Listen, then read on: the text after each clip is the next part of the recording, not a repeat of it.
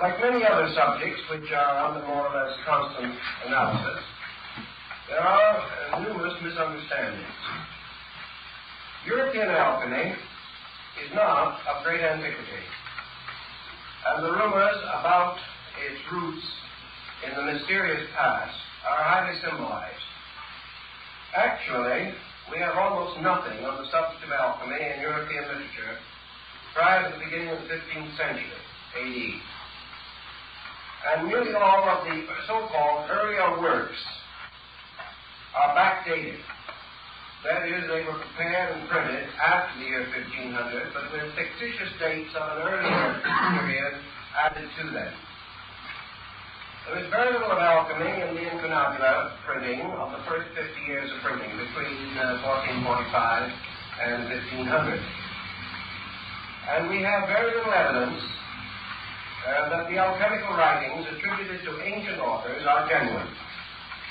For example, there are books, presumably, alchemical writings of Aristotle, which are certainly comparatively modern fabrications. Also, a number of fictitious characters were invented during the 16th and 17th centuries as having lived at a much earlier date. But these inventions or unreal persons have no historical foundation. Actually, we find the phenomenon of the rise of alchemical symbolism and thought almost paralleling the rise of European astrological speculation and the rising of secret societies and of Rosicrucianism in Europe. Now, alchemy is not limited to European countries, that we know. Remnants of it and references to it are to be found in the writings of many ancient Asiatic peoples.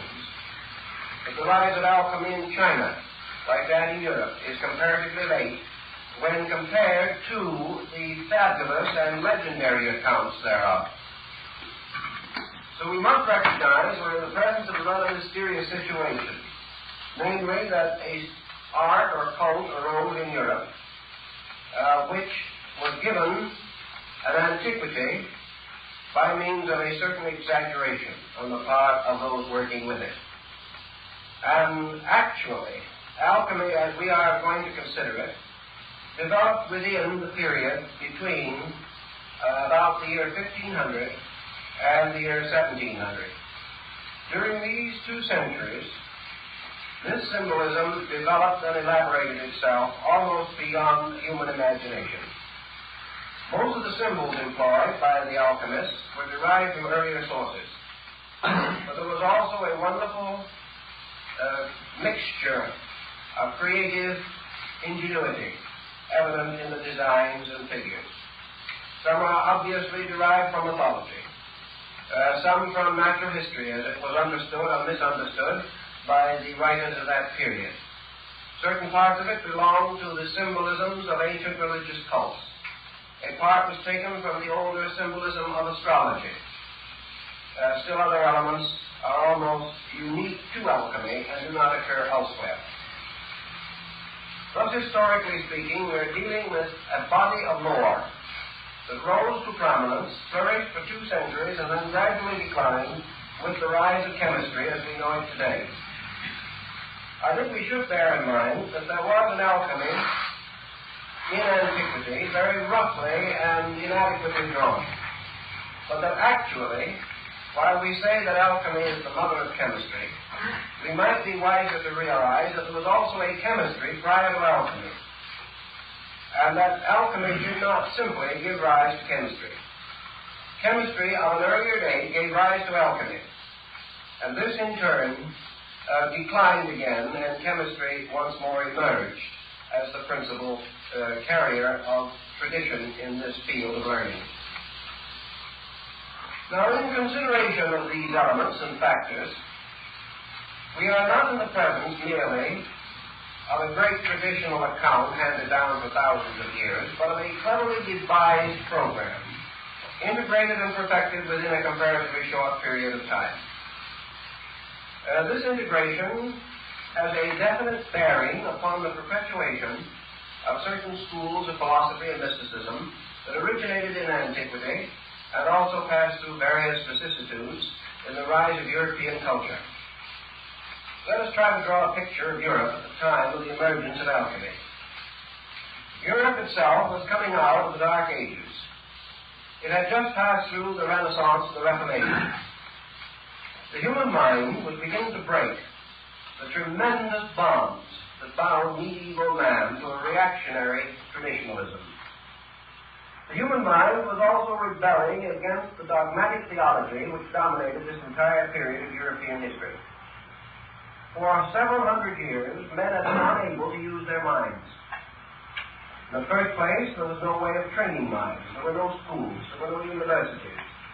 There was practically no opportunity for the average citizen to become educated. The second problem was that Europe was devastated by natural and man-made catastrophes. The bubonic plague swept Europe, and during the course of about 300 years, its periodic ravages totaled somewhere in the neighborhood of some 50 to 100 million human beings died of this plague. During this same period also, the rise of the Inquisition is to be noted, and the tremendous attack upon heresy, upon liberalism and free thinking of all kinds. Even such schools and universities as did come into existence under the great cloister school system of Charlemagne were limited by a most reactionary patristic philosophy.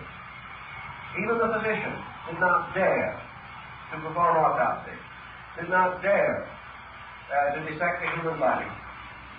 He was bound completely to the writings of Galen and Avicenna, authorities, traditional authorities, whose writings covered the field from the minor ailments of the human body to the probable causes of volcanic eruptions. These traditional textbooks did not give any opportunity or any individualism to the mind of the person. He was simply schooled according to tradition, schooled within a very narrow boundary of acceptances and rejections. Within the church itself, a number of systems of philosophy had arisen, particularly the philosophy of St. Thomas Aquinas. This man had a magnificent mind, but bound as he was, again, by the limitations of his church and his time, he was unable to break through into the free atmosphere of liberal thinking. Rebels of that period, like Bruno, Savonarola, and even Paracelsus, paid with their lives, or with their worldly goods and honors, for their efforts to break through this traditional path. In this same period, demonism and demonology and necromancy flourished. The mysterious magic attributed to King Solomon was restored. The grimoires came into existence, and men went out to crossroads at night to invoke spirits. It was a time of rather dismal intellectual benightness. Yet this oppression forced upon man was not exactly in order with his growth and evolution. A more ancient man had achieved much more. The Greek and Roman civilization had given to the world a magnificent culture. The philosophical attainments of Egypt and the Near East were spectacular.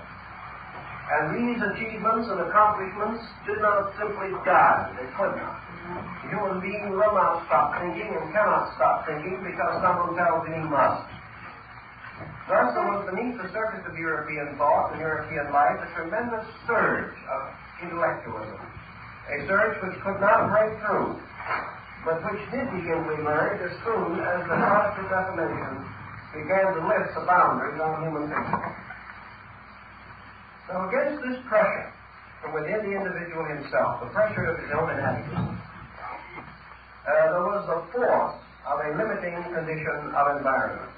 Internal pressure, plus this tremendous, adamant boundary fixed upon his thinking and living, resulted in an explosion, resulted in a definite breaking through from the internal psychic life of the human being. Now, we cannot say, I don't agree with some psychologists who affirm that alchemy simply emerged from the individual. That it did remotely and originally do so, and that its forms undoubtedly were influenced by the pressures of the human psyche, we do not deny. But I cannot accept that it was merely a spontaneous outburst. It was too well organized, too well developed, too carefully thought through. It is far more reasonable and likely that it represented a new appearance of a tradition struggling to restore its own place as a leader in the intellectual life of the human being. Now we know, as I have told you in other lectures, that after the Crusades, the returning Crusaders and the Templars and many other groups brought back to Europe a great deal of wisdom from the Near East. Also, the rise of Moorish culture in Spain resulted in a liberation of the human mind and a return of lines and departments of knowledge hitherto long removed from European civilization and culture. We know that all through this transition period, secret societies, originating in antiquity and perpetuated quietly but strenuously by certain individuals, did move beneath the surface of European life and politics. These societies, striving for survival and also for their major purpose, which was the liberation of the human mind, continued to operate quietly but effectively, as we know from the stories of the troubadours, the guilds, and many other groups. Now, as far as it is possible to determine, alchemy was devised as a means of perpetuating a secret kind of knowledge under the symbolism of chemistry. Now, why was chemistry chosen? Let us reply by asking another question. Why did the Dionysians and later Masonic organizations use architecture for exactly the same purpose? In other words, we know that the Dionysians believed that the building of a temple was a symbolization of the building of society and of the human soul. But at a time when it seemed advisable to move in secrecy, the active properties of the esoteric law were concealed under appropriate figures and devices. And just as the building of Solomon's temple came to mean the building of human society, so the transmutation of metals came to mean the transmutation of the personal and collective life of humanity. The symbolism was adroit because the alchemist had hit upon a basic truth, namely that all departments of nature can be brought under one general pattern, and any science thoroughly understood is a key to nearly all other forms of learning. Thus, in alchemy, the entire weight of an important philosophical system was trusted to chemistry and chemical symbolism. We may say that this was suitable and proper for the reason that against this symbolism there was no well-integrated body of opposition. Had these philosophers revealed themselves as philosophers, they would have been persecuted. Had they advanced their ideas on a religious level, they would have been executed. Had they attempted to develop psychological training, they would probably have fallen victim to the Inquisition. But as chemists, they had several appeals. First of all, medicine and the chemical sciences were accepted by theology. They were accepted as necessary, and the Church had no direct opposition to the advancement of medical science. It did not encourage it particularly, but it accepted it. The second thing is that this symbolism strangely intrigued the covetousness of the human mind. During the rise of alchemical symbolism, many princes, powerful leaders of both church and state, hired and maintained alchemists and carried elaborate research programs because alchemy promised to transmute base metal into gold and to discover the universal medicine and the elixir of life. And there wasn't a rogue in Europe who didn't want to live longer. And there wasn't a king in Europe who did not want additional funds in the treasury. So the appeal to the cupidity and the selfishness of mankind helped to protect the alchemist from persecution. He had hit upon a wonderful formula. And even though he did suffer to some degree from the greed of princes, still for the most part he was catered to and pampered. And we remember the Street of the Gold Makers in Prague, in Czechoslovakia, where a whole colony of these alchemists worked together for a number of years under the princes of Bohemia and other royal patrons.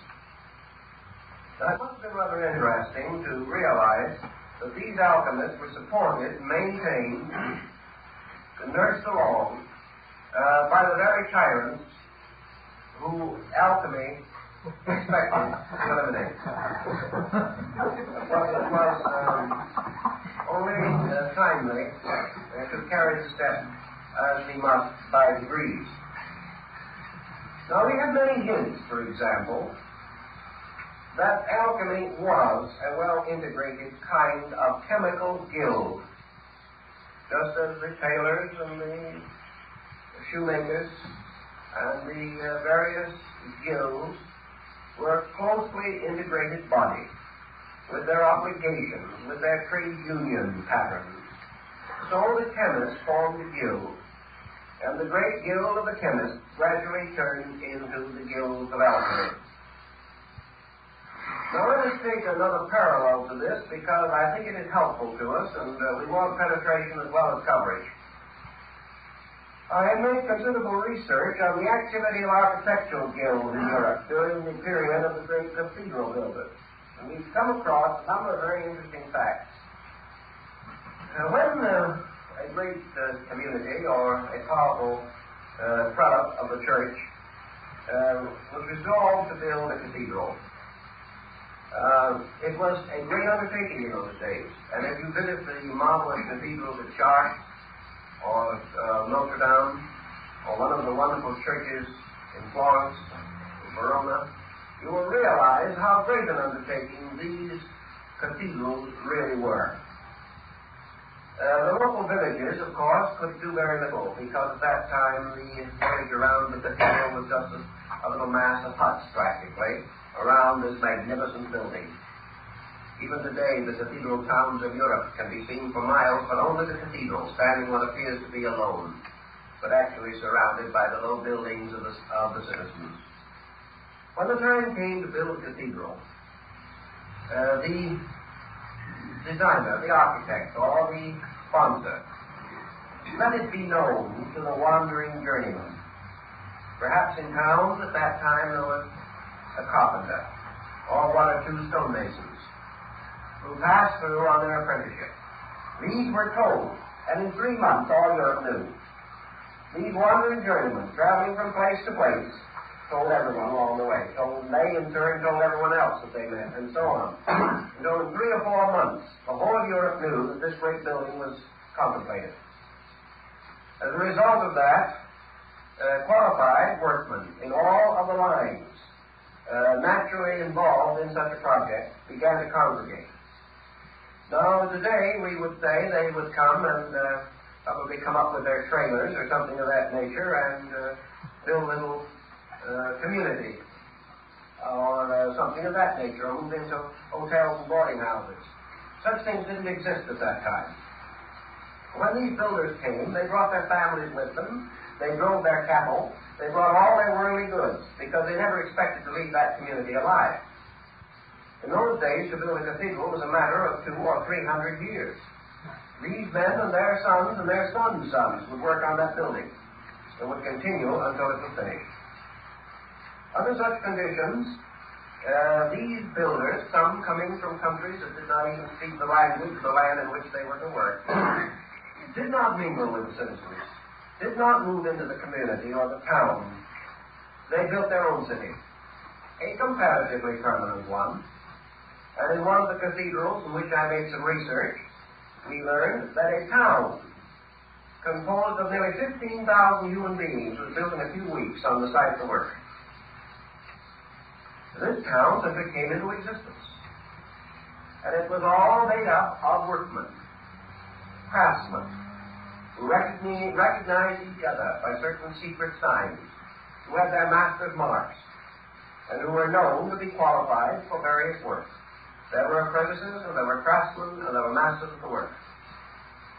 As soon as this community came into existence, it built homes for those who were to work there. In the midst of this great community, they built their community houses. And they then sent to the nearby town where the work was to be done and communicated with the architects and the financing committee and demanded their proper share, or their proper token. For it was up to the community where they worked to supply each one of these men with a pair of gloves, a white lambskin apron, and a certain amount of raw hides and skins to cover the roof of his communion house. As soon as this had been properly taken care of, this community, created by these workmen, held a session, elected its own officers, created its own mayor, or in this case, master of the work, his assistants, to prepare the work of the day and to lay out the program for all of the other workmen. These men and their community lived completely apart from the rest of the country in which they lived. And as the records of the time shows, they did not even follow in the religion of the community. These people had their own religion, and several early fathers, writing of these communities of builders, shook their heads sadly over their quills and said that we think that some of them were not as good Orthodox Christians as they should have been. It's quite possible, because from the Near East came men who worked in silk and fabrics, came cutters of stones and gems. From North Africa came men skilled in design and artistry. From Bulgaria, Romania, from the great Slavic states, from all parts of Europe they came, Christian, Muslim, Jew, everything you can think of, but all bound together by the great guilds into which they had been initiated. These guilds created their own world. They created their own cooperatives. They had their own ways of taking care of the widows and the fatherless. They took care of their own sick. They brought their own physicians. They did everything, and they created a form of government which we call today democracy. And that democracy began within the structure of the guilds. Now, if you attended a great meeting of the guild masters, you would attend something that was very interesting. You would find these men gathered in the communion house, or in the community center. And here, on certain intervals, prescribed by their laws and their traditions, they broke bread together. And because not one of these was greater than another, they were seated around a circular table. And in the midst of the table was the gill cup. And this gill cup had on the lip, all around the edge of the cup, little hooks. And on each of these hooks was the crest and shield of a guild master. This cup was filled with wine, and each of the masters drank from the cup, performing a ritualistic Eucharist and rededicating their lives to the great service of the architect of the universe. They were worshipping through building. Their laws were their own. Their secrets were inviolate. Their mysteries were perpetuated. The power of these men can well be imagined when we realize, for example, that a few days after he placed his famous bull on the church door, Martin Luther, who was by his instance a guildsman, because he belonged to the guild of the watchmakers, soon after he had made his public statement against the sale of papal indulgences, Luther was called before his guild. And here in solemn assembly, he was placed under the protection of the guilds and given a medal, which must always wear, and which he should show in time of emergency. And from that time on, although Luther had a hard time, he was under the protection of this body, and was one of the few of the great reformers of the period who survived. The guilds were very powerful. Now here is a guild which we know definitely was dedicated to building buildings, but we also know from the inscriptions which they placed upon the stones, from the mysterious carvings they hid far in recondite places in the masonry, from their wonderful use of emblems and figures, that they were more than just buildings. They were the perpetuation of the secret schools of architecture known as the Dionysian artificers in Greece, the Vitruvian Collegia in Rome, and the famous architects called the Comacene builders, who had their refuge in Lake Como. These were all initiate schools from antiquity, concealing the secrets of human regeneration under the story of architecture. And here's one group of guilds. Now let us pass for a moment to another group. And this is the group of the chemists. The doctors, the chemists, and those who had to do with research in metals, metallurgy, and things of that nature. All who touched fire as a means of working the elements of their craft were bound together. And this mysterious body of chemists, although it did not build cities at the foot of cathedrals and do things of that nature, was an integrated body. And it was also in close relation to the crafts of the builders. After a great deal of research, I was finally able to recover ancient drawings of the original doors of the Cathedral of Notre Dame in Paris. The reason this was important was that the original doors, which were removed at the time of the French Revolution, that these doors, which were cast in bronze, and I suppose to have been the work of the devil, all such interesting things were at that time. On these doors was the complete formula of alchemical transmutation. The doors were a mass of hermetic symbols.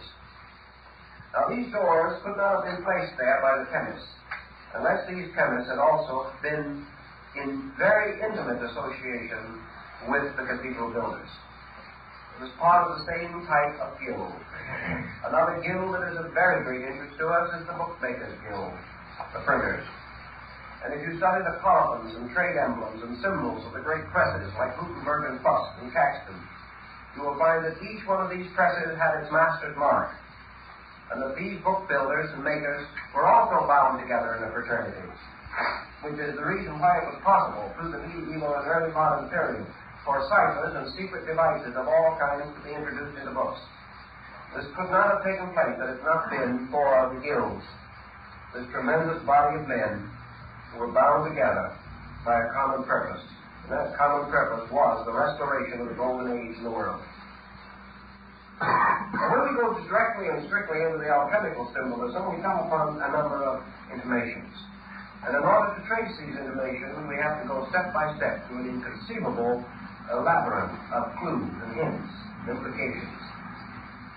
We know, for example, that the term adept, as we know it in the West, is first applied to the alchemical masters.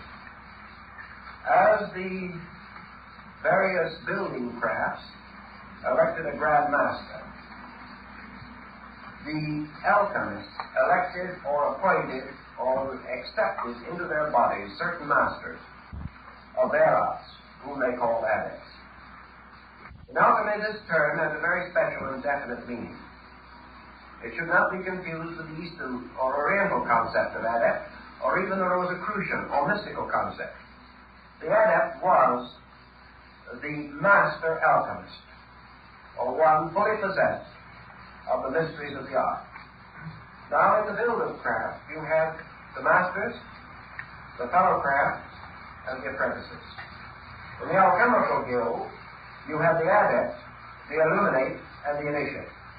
Those were the 3 degrees. And these represented those who had attained to 1 or 2 or even the 3rd step of knowledge concerning the mysteries of chemistry. The adepts gathering together in the performance of their equivalent to the master builder's Eucharist, gathering around the great gill cup, which in this case was the wonderful alembic of alchemy. Also appointed their ruler, who was called the Adept King. And there's one of the very rare tracts, which is almost unobtainable, states that in alchemy there was the King Emperor, the supreme ruler of the entire school, scattered throughout the world. That under him were the princes of the blood, the highest adept masters. Below them were the dukes, the earls, the barons, the knights, and the squires of this hierarchy. And therefore it was customary to refer to a certain alchemist as a duke or as an earl, depending upon his place in this great, mysterious empire which existed in a strange dimension extending through all other empires and binding them together by a strange level of traditions. Now, material relating to this, as I have said, is exceedingly hard to find. We find a few references to it in Kunra, a very early alchemical master. And we also find references to it in a work called The Adepts in Alchemy, a very interesting and early work. But in wandering through one of the old libraries of Europe, I was able to find this manuscript. which perhaps comes a little nearer to some of this problem than we will find most anywhere else. And as far as I'm able to find out, this is the only copy of it that exists. And this is called The True Adepts, Illuminates, and Initiates of the Hermetic Arts. This is in the form of a kind of biographical glossary. It is almost in the form of a certain biographical who's who in alchemy. And from the first page of this, we learn the definitions as they were used within the body of the alchemical school. The term adept is properly applied to one who has learned the great work and who has performed it. That is the proper term for an adept. The term illuminate or illuminist is properly related to one who has experienced the mystery of the work, but does not know how it is performed. This is a rather curious differentiation. The term initiate is one who has achieved to the knowledge of the method, but has not performed the work. Now this is the way in which the guild of the chemists was divided. Following this is a list, prefaced by the fact that it must always and ever be remembered that there are false adepts, false illuminates, and false initiates, but that the genuine ones can be determined only by those who have the knowledge to investigate the secret marks and symbols. Then we have here a list of the adepts of the school, both imaginary and historical, and also the degrees of their development within the school. We learn from this book, for instance, that according to the alchemical tradition, Moses was an adept. We learn that Solomon was an adept. And this brings us very close to the fact that Solomon was also supposed to have been a great architect and a master of those mysteries. Then we learn also, as we go on through these lists, some of the other names involved in this. The Apostle John, a sublime illuminate. Hermes, an adept. Orpheus, an adept. Apollonius of Rhodes, an initiate. Homer, an initiate. Ptolemy, an illuminate. Virgil, an initiate. You can go right down through this book, and you will find all of the principal names and their ranks in the school. We also learn that Avicenna was an initiate. Albert the Great, Albertus Magnus, was an adept. St. Thomas Aquinas was an initiate. Roger Bacon was an initiate. Raymond Looney was an adept. I won't try to read them all because many of the names are not particularly important to us now. But this work carries on through all of the different steps of alchemy, pointing out that these different teachers, masters of the schools, were actually bound together in a pattern. Now when we take an alchemical tradition and we come to the discovery that it includes Orpheus and Homer, we know that we're not dealing with chemistry, because these men were not chemists. We were dealing with an esoteric system of which the alchemical schools in Europe were comparatively recent development. Verdi, an illuminate. Michael Meyer, an initiate. One of the interesting things we find as we go along through here is that a number of names that are a little better known to us are also to be found as we go near the end of the list. We know, for instance, that this list, strangely enough, ends with a comparatively familiar name, and that is Baron Emanuel Swedenborg, an Illuminate. Now, when we study Swedenborg and his association with Saint Germain and Cagliostro, we have reasons to believe that the book is probably correct. But this is, as far as I know, the only who's who of the Hermetic Adepts there is. The principle behind it is that the entire work was an integration, was a definite system devised for a purpose. And that purpose was concealed under a series of alchemical or magical symbols and devices, the meanings of which we will try to explain at least in part as this series progresses. Now, the next thing that I want to bring up in connection with the alchemical tradition is to try to orient what, basically, alchemy stood for. Generally and broadly, we know what it meant. We know that by transmutation was implied regeneration. We also know that the symbolism of alchemy was exact. Why? Because it was based upon an exact science, chemistry.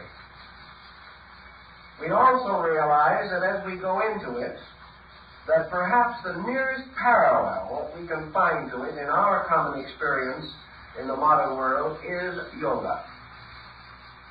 In other words, alchemy was an esoteric discipline. It was a discipline based upon an exact science of human regeneration.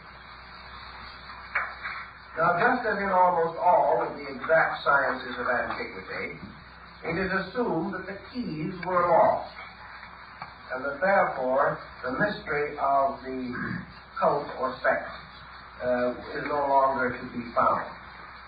This I question very greatly. The second point that I think we should try to realize and understand is that the alchemists were not only interested in the regeneration of man, but in the restoration of the philosophic empire as established in the concept of Plato. This restoration of the philosophic empire was to be undertaken by a broad political program.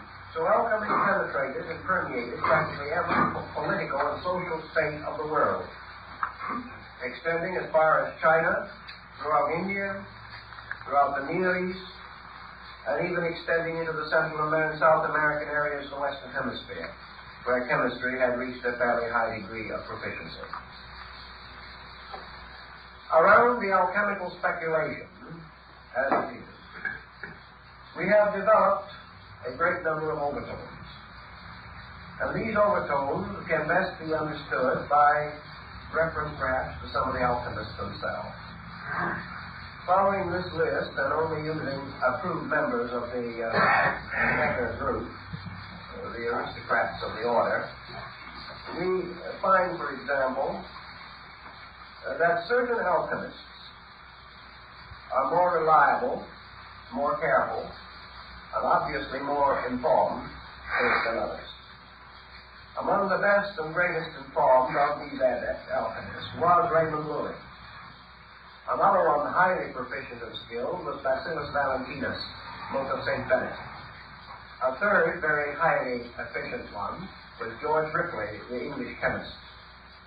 And then fourth, equally at least recognized and remembered for his important contributions to the subject, was Michael Sendivogius.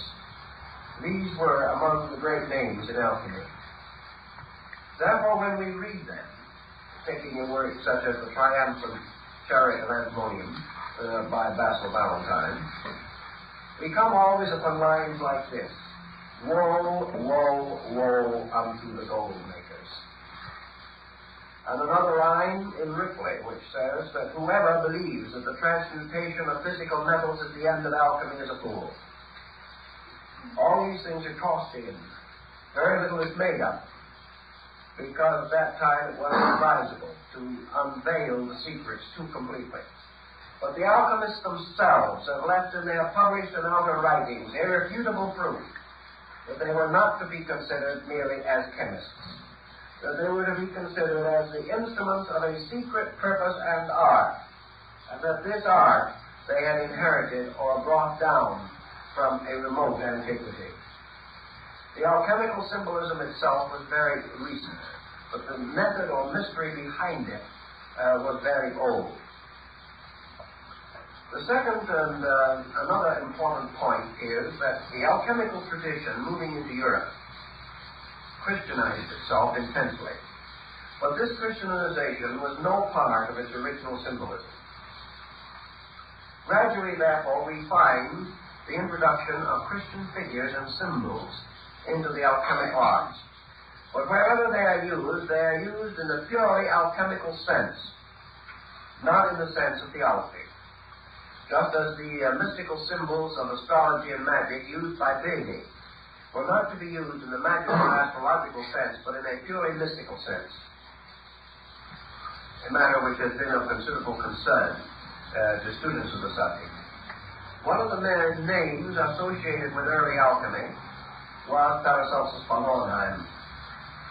This great Swiss physician tells us that he was initiated into the mysteries of the spiritual art of chemistry by masters of this art in Constantinople, and that it was among the Muslims that he gained his first great knowledge of the secrets of transcendent chemistry. In all probability, he studied with the dervishes and other Eastern groups who had under another symbolism. The symbolism, in some cases, of music or song or poetry, had come to the same as did the famous troubadours and the Pliard of Ronsard in France. All of these groups were bound together. Dante's Inferno was not intended to be a literal description of the netherworld. Milton's Paradise Lost was not intended merely to be a story based upon a great religious fantasy. These things were tied together. They were part of a pattern. And if you had the key, you could unlock the pattern. If you did not have the key, it remained hopelessly a mystery to you.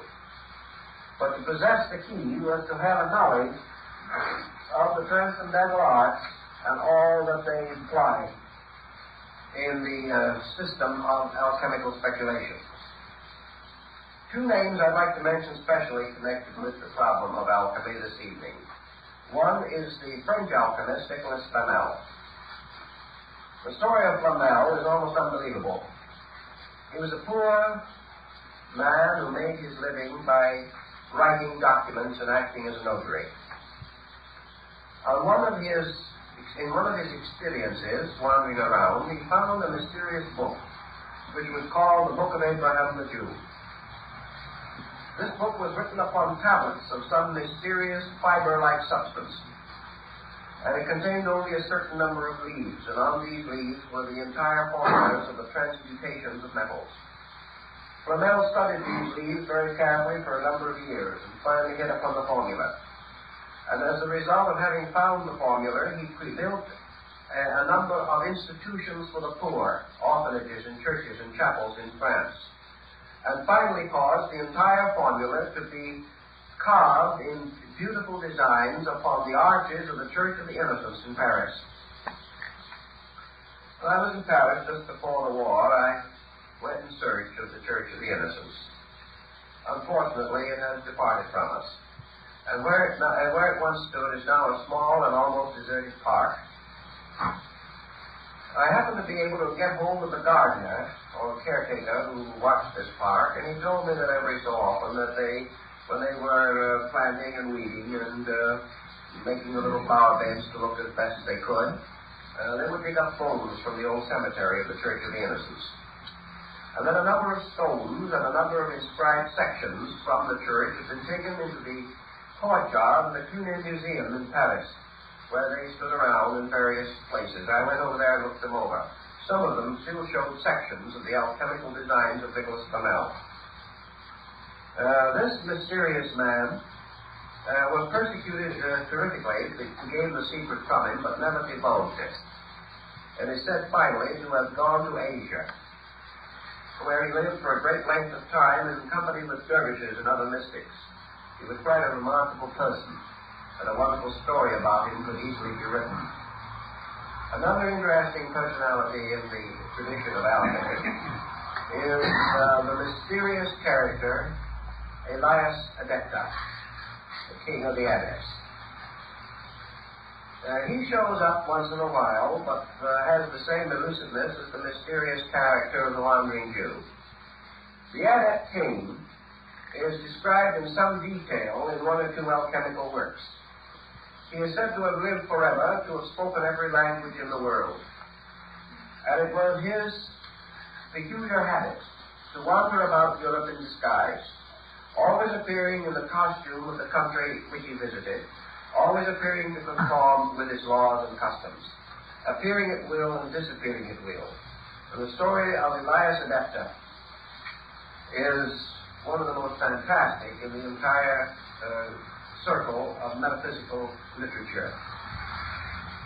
Typical example of the story of Elias Adepta will be found in the writings of men like Sandavosius, an alchemist working in his laboratory, struggling desperately, very devout, very sincere, very noble man. He finally came to the point where he could no longer find any further clues to the mysterious search which he was advancing. He came to the point where there were no longer any answers. He did not know what to do next. He had done everything that he could think of and conceive of, and had studied and worked and labored and prayed and meditated and gone as far as he could. In this emergency, it was not uncommon for a knock to be heard on the front door of his house. A mysterious man would come in. And he would go to the laboratory of the chemist and sit down and talk to him for a few moments, and then tell him what to do. And then, when asked who he was, he would probably smile and say, "Oh, just a wandering chemist who kind of had an idea to give a little advice at this time," and would walk out the door and never be seen or heard of again. Gradually, the records of this mysterious wanderer gained proportions. And for over 200 years, the story of Elias Adepta, wandering about Europe, is to be found in choice archives in this field of research. And in a few cases, he told his name. He was Elias the Adept. He was the mysterious Adept king who was to come and to rule over the world. Then he was vanished again, like the mysterious bodhisattvas of Shambhala, not to be seen or heard of anymore. As these stories build and as the legends accumulate, the parallels between this concept and that of the Oriental mysteries become very obvious. And we know that we were dealing in Europe with an advanced system of speculation and art and science, which normally would not have existed and could not have existed, and which had to conceal itself for its own protection. Out of the alchemical furor of the 15th and 16th century came the Rosicrucian furor of the early 17th century. And let us remember definitely that all opinion and prejudice to the contrary, that there was no evidence of the existence of Rosicrucianism in Europe prior to the year 1610. That the story like that of alchemy has a much older origin, but that this origin is fantasy, is legend, lore, symbolism, all that we will accept. But actually, this society, which combined certain hermetic and alchemical factors with those of other sciences of the time, such as Kabbalism, magic, actually came into existence about 1610. Nearly all of the alchemists then flourishing in Europe became immediately involved in this new heresy, the Brotherhood of the Rosy Cross. It also was strangely short-lived and elusive. There are a number of accounts of Rosicrucian adepts, including one who whistled rats out of houses, but we won't take him too seriously. In the first 10 years of Rosicrucian excitement, after the publication of the Fama and Confessio Praetoritatis, about 900 books were written dealing with the subject by persons who knew nothing about it whatsoever. Many of these books were in the form of open letters, published at the expense of the author, in stating his own qualifications and asking a brother of the society to contact him in some way. because he had no way of contacting the society itself. Naturally, most of these letters and open epistles were ignored. No one has ever been able to find out who the dominant persons were behind this movement, any more than that of the original alchemy. But that they all sprang from a common root, that they all had certain works in common, we cannot doubt. That they fulfilled a very useful function in the unfoldment of the European mind is also quite definite and evident.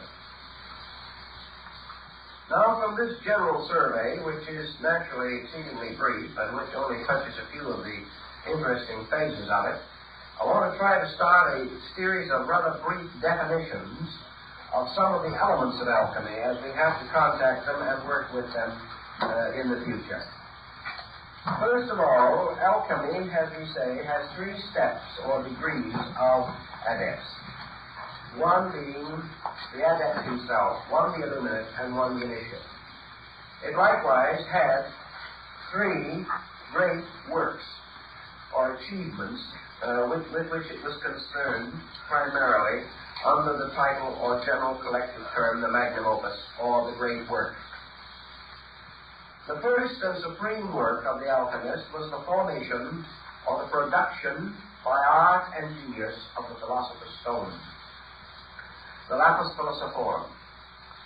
Now, the creation of the philosopher's stone was associated identically with the adept himself. The adept, or the master of the school, and the philosopher's stone parallel. In other words, the adept and the stone had something in common, almost something in identity.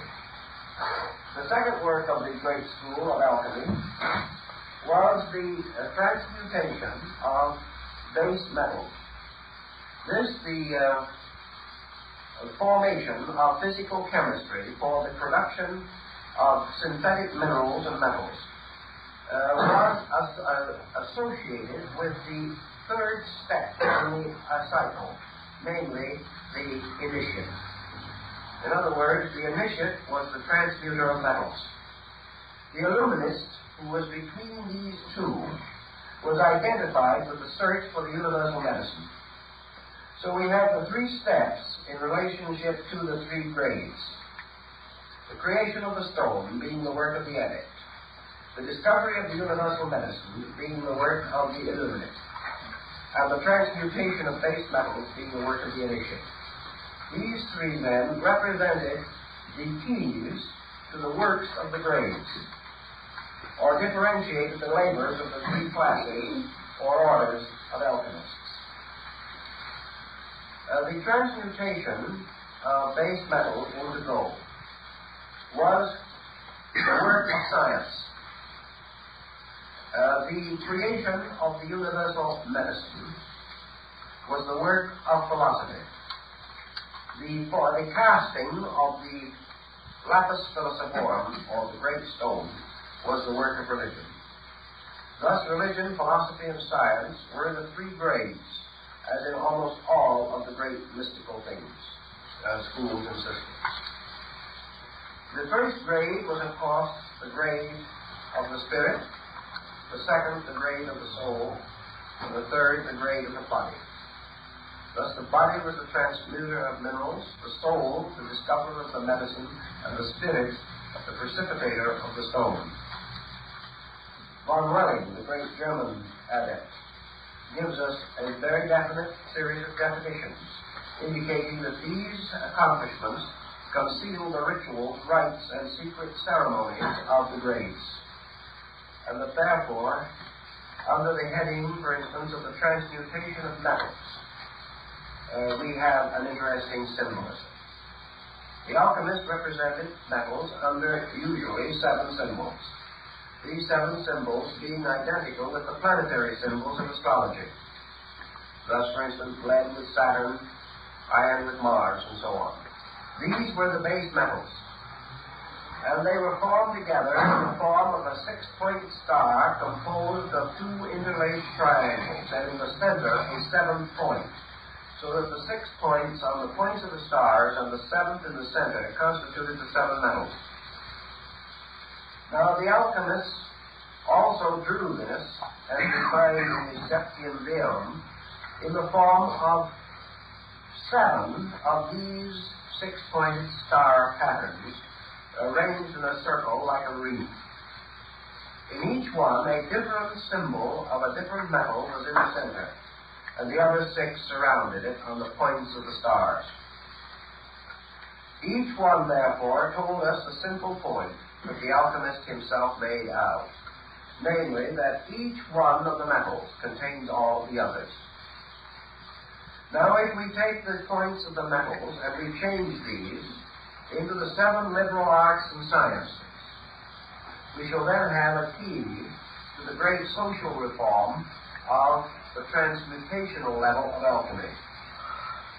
In other words, your 7 metals are the 7 departments of human society. They are the 7 arts and sciences.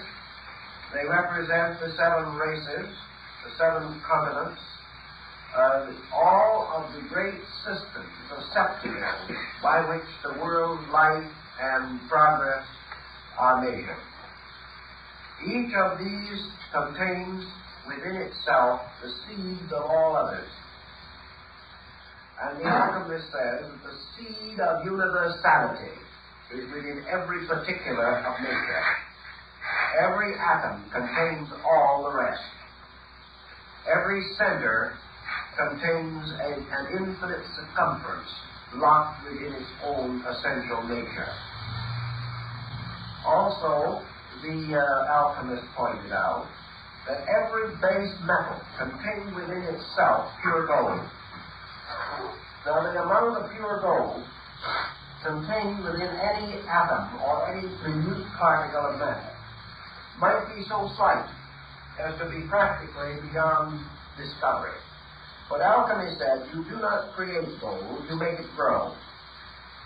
The seed of the divine metal is within all base metals, and that the transmutation of a base substance is not actually a change into something that does not previously did not previously exist, but the release of that which is forever present in all compounds and in all elements. So that alchemy is the nourishing and the feeding of the seed of gold in everything.